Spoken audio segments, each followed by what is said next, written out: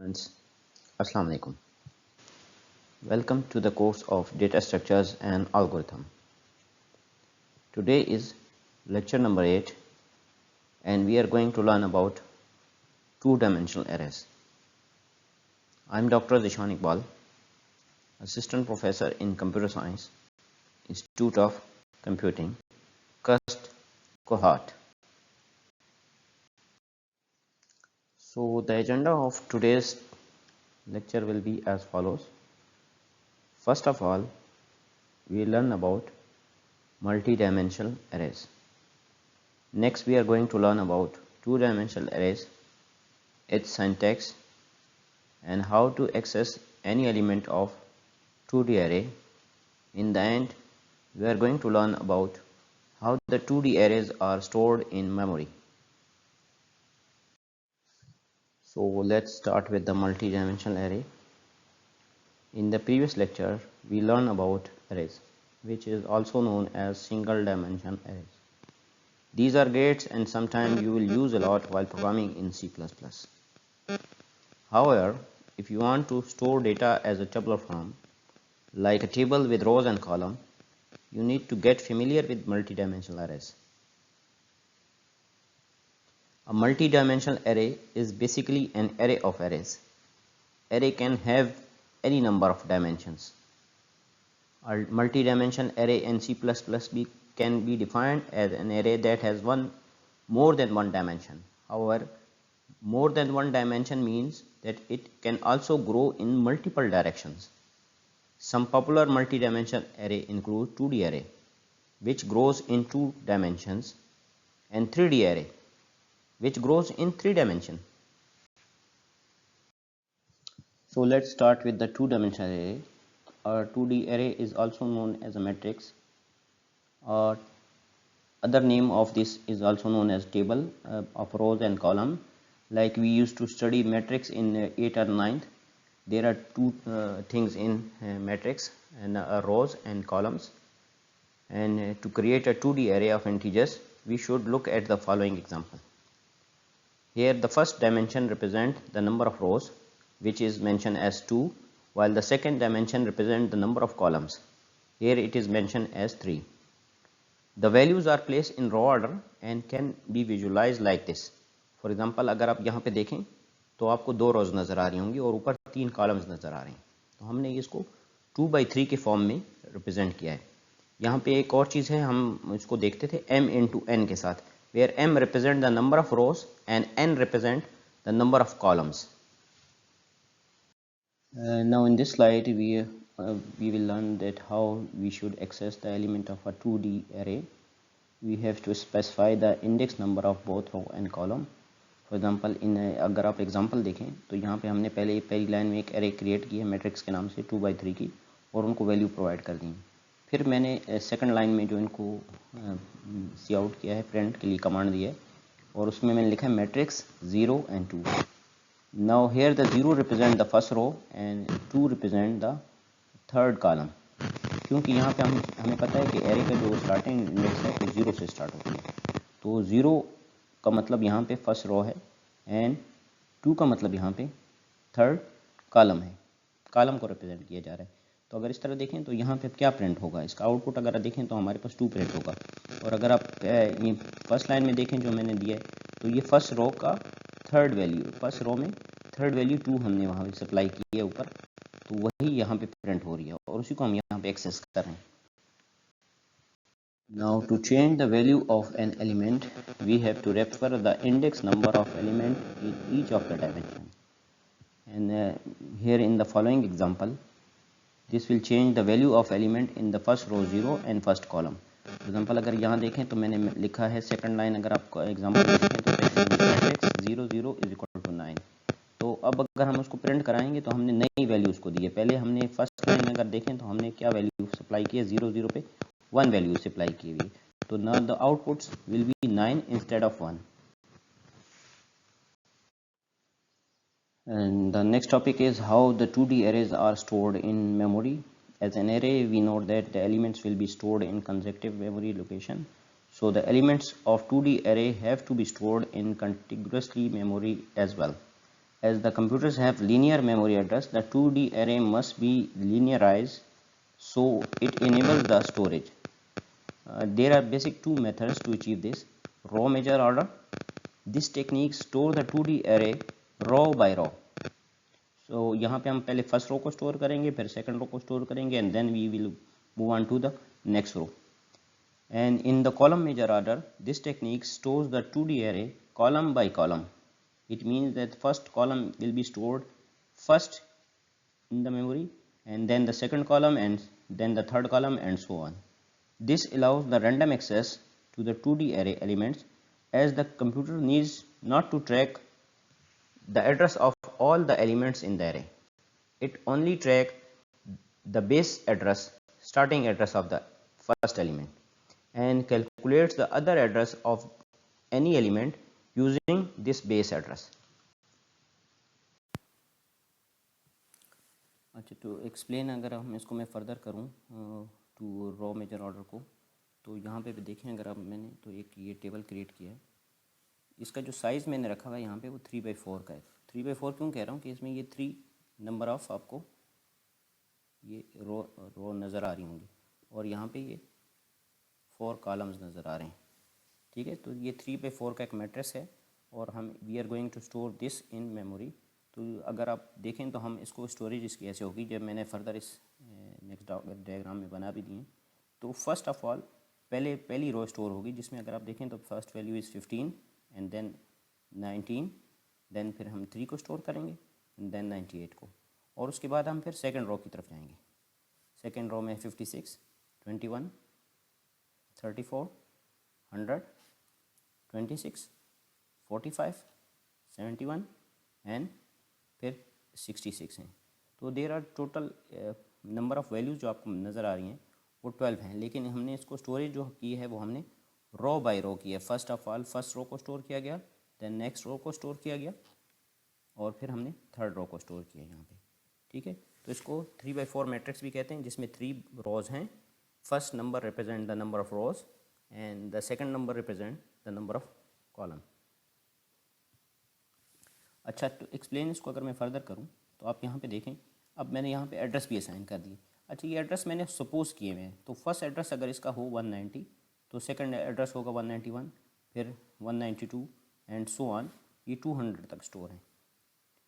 अब अगर हमने इसको स्टोर तो कर लिया है रो बाय रो, और इसको हम किसी भी एलिमेंट को रिकवर करना चाहते हैं, हम एक्सेस करना चाहते हैं, तो हम उसको एक्सेस कैसे कर सकते हैं? तो यूजिंग दिस फार्मूला, ये जो आपको नज़र आ रहा है यहाँ पे, operating system uses this formula to access any element of 2D array. इस फार्मूले में है क्या क्या वो हम देखते हैं फर्दर जी नेक्स्ट स्लाइड में. अच्छा, तो ये फार्मूले में देखें, ये लिखा हुआ है location of array and J. Array के अंदर जे एंड के लिखा हुआ है. अब ये जे और के वो इंडेक्स है जिसका हमें यहाँ पे एड्रेस चाहिए होगा. ठीक है, तो इसको देखें, J is the first index and K is the second address. Next इस फार्मूला में है base address. Base address is the starting address of the array, कि एरे स्टार्ट कहाँ से हुई है सेव होना, फर्स्ट एड्रेस उसका क्या है. तो using this first address operating system calculates the address of any element using this formula. तो हमें इस फार्मूले की ज़रूरत पड़ेगी. इस फार्मूले में देखें, अगर नेक्स्ट है डब्ल्यू हमने लीनियर एरे के केस में पढ़ा था. Basically it is the storage size of one element store in array in the number of bytes. तो अगर हमने हर वैल्यू को एक एक बाइट दिया है तो हम वहाँ पे 1 लिखेंगे. अगर हमने हर वैल्यू को 2 बाइट्स लिखे हैं तो हम वहाँ पे 2 लिखेंगे, और अगर हमने 4 दिया है तो 4 लिखेंगे, 10 दिया है तो 10 लिखेंगे. ठीक है, नेक्स्ट इस फार्मूले में देखें, n है. n is the total number of columns, के जो आपका मैट्रिक्स है उस पर टोटल नंबर ऑफ कॉलम्स कितने हैं. नेक्स्ट देखें, इसमें क्या है, j minus LB of j, where j is the index जिसका हम फाइंड करें. ये तो ऑलरेडी हमें पता होगा कि हमने किस इंडेक्स का फाइंड करें. एंड LB ऑफ j मतलब जो आपका फर्स्ट इंडेक्स है, फर्स्ट इंडेक्स किसको रिप्रेजेंट करता है, रोज़ को. रोज़ की स्मॉलेस्ट इंडेक्स कौन सी है? तो स्मॉलेस्ट इंडेक्स जो होती है वो नॉर्मली हमारे पास, अगर हम C++ यूज़ कर रहे हैं तो उसमें हम 0 लेते हैं. ठीक है, और इसी तरह नेक्स्ट देखें, के तो आपको सेकंड इंडेक्स होगी और उसकी लोअर बाउंड क्या होगी. अब इसकी जो लोअर बाउंड होगी वो भी अगर हम C++ यूज़ कर रहे हैं तो लोअर बाउंड तो हमेशा नॉर्मली दोनों केसेस में ज़ीरो होगी।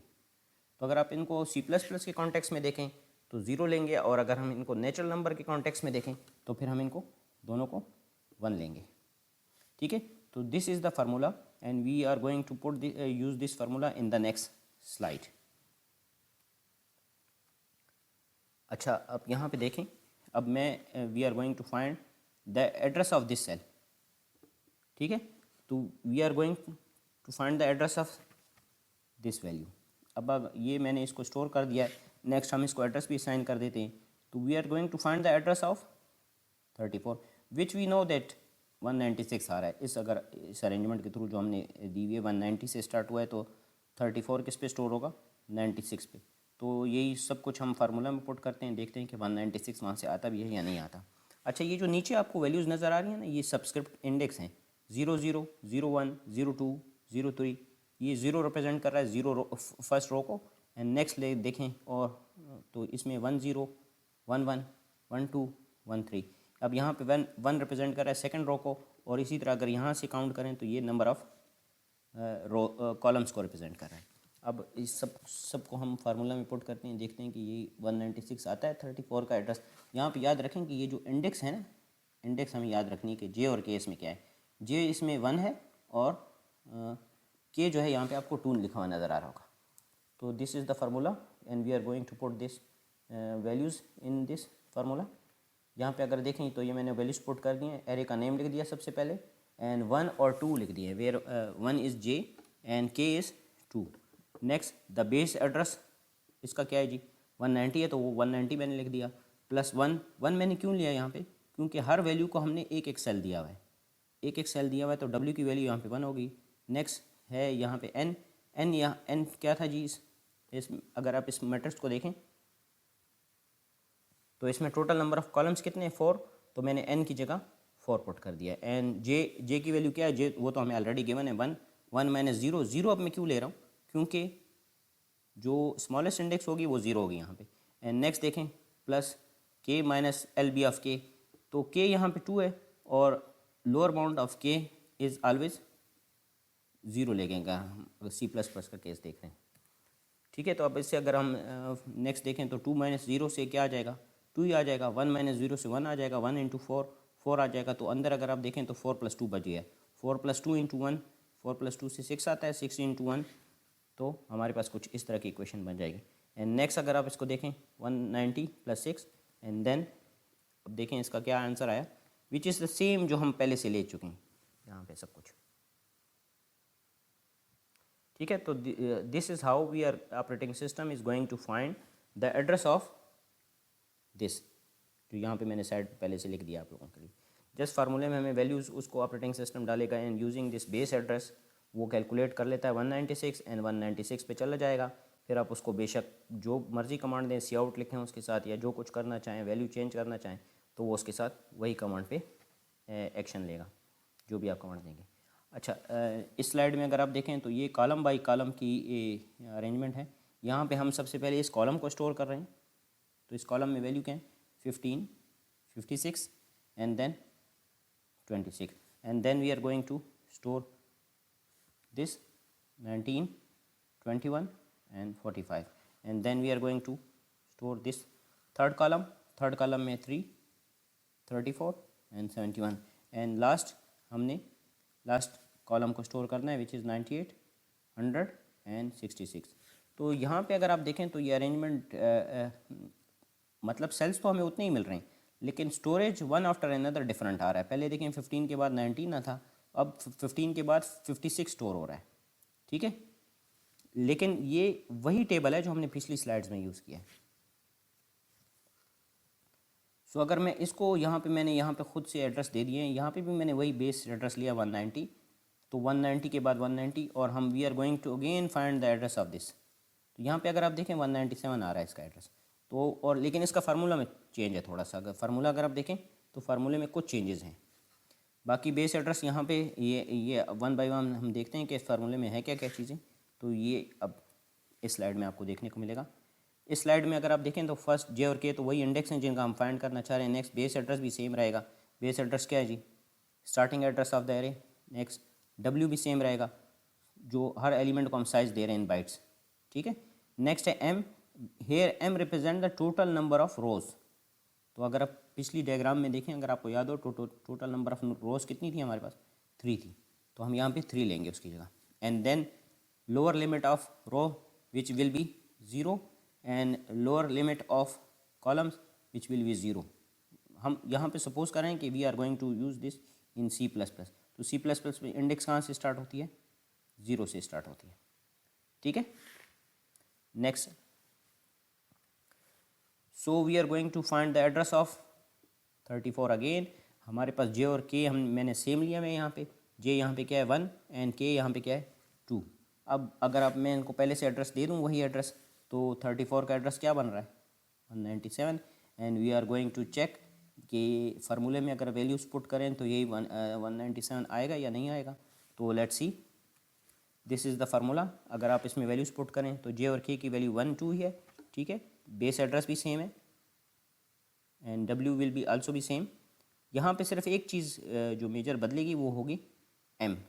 M represent the total number of रोज, और यहाँ पे पहले J था तो K minus lower bound of K, तो 2 माइनस 0 हो गया एंड नेक्स्ट 1 माइनस इससे 0 आ गया। नेक्स्ट अब इसको अगर सिंप्लीफाई करें तो देखें इससे क्या होता है, तो 1 माइनस 0 से 1 ही आएगा एंड 2 माइनस 0 से 2 आएगा एंड 2 इंटू 3 6, तो 6 प्लस 1 7 हो जाएगा। 7 इंटू 1 7 रहेगा। और नेक्स्ट अगर हम इसको और सिंप्लीफाई करें तो ये फाइनल आंसर हमारे पास क्या आ जाएगा 197, which is exactly same as आपको डायग्राम में नज़र आ रहा होगा ये सब कुछ। तो ये वही वैल्यू है, लेकिन अगर हम इसको कॉलम मेजर ऑर्डर में स्टोर करें तो this will be stored at 196 number address. लेकिन अगर हम इसी सेम वैल्यू को हम स्टोरेज इस सेम एड्रेस को स्टोर कर रहे हैं रो मेजर ऑर्डर में, तो इसका एड्रेस आया था 196, अगर आपको याद हो, ठीक है। So here we are going to do some comparison in row major order and column major order. From the previous example, it can be observed for the same position, 2 different address locations are obtained.